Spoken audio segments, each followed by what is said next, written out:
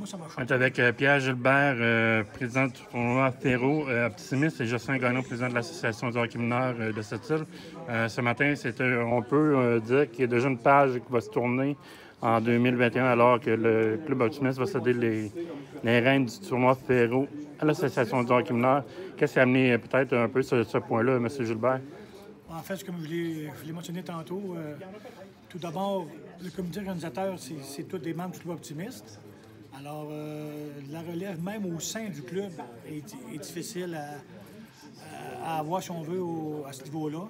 Et on a des membres du club qui ont déjà plusieurs années au niveau de l'organisation qui commencent à être un peu essoufflés.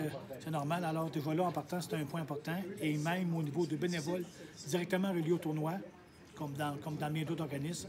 Alors, c'est ça qui nous amène un petit peu là, à passer les règles. Et du côté du hockey mineur, comment on voit ça, ce passage de flambeau-là? Bien, écoutez, en premier lieu, comme je viens de mentionner, on remercie le Club Optimiste pour ces 43 années-là et a apporté beaucoup d'argent à l'association. Maintenant, c'est un gros dossier qui se rajoute sur les bureaux de l'association où déjà on a besoin et on recrute des bénévoles, soit pour le conseil d'administration et pour le tournoi Ferro à partir de maintenant.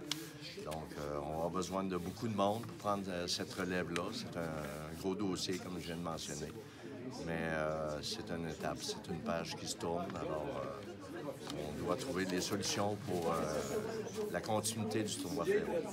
Même s'il reste encore une page à tourner, celle de 2020, M. Gilbert, quel souvenir que les membres du Club Optimiste peuvent garder de ces 43 ans à la tête?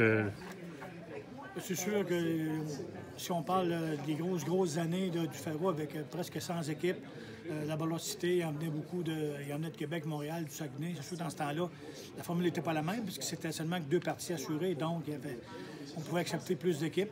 C'est un petit peu ça, je pense, les souvenirs qu'il faut retenir. On a eu le doublette, on a eu des bonnes années. Dans l'ensemble, je pense que les bénévoles qui arrivaient là à partir du mercredi étaient prêts là, pour toute la fin de semaine. Alors, c'est un peu tout ça là, que je pense qu'il faut retenir. Le tournoi présentement pour l'édition 2020 est en préparation. Comment vont les préparatifs? Bon, effectivement, là, ça fait déjà une réunion ou deux qu'on a. On en a une autre bientôt. Alors, ça suit son cours comme à l'habitude. Je pense que ça devrait être une autre belle édition. Là. Donc, c'est du 22 au 26 janvier pour la dernière édition sur le règne du Club Optimiste. Après... Effectivement, du 22 au 27 janvier 2020. Merci beaucoup, messieurs. Merci.